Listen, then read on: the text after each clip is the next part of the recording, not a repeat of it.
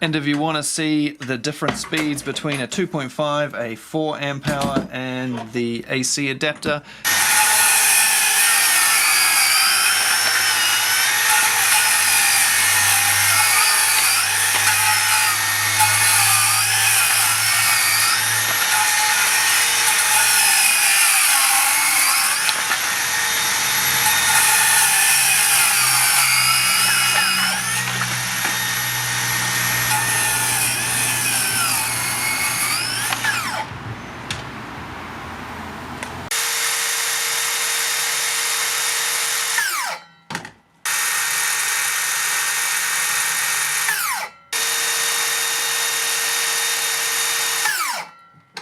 $4,299, every single one, perfectly consistent, no extra power, 2.5, 4 amp hour or AC adapter, all the same.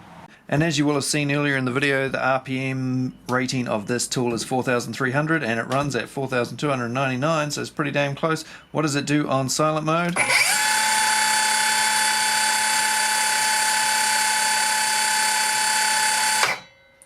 2020.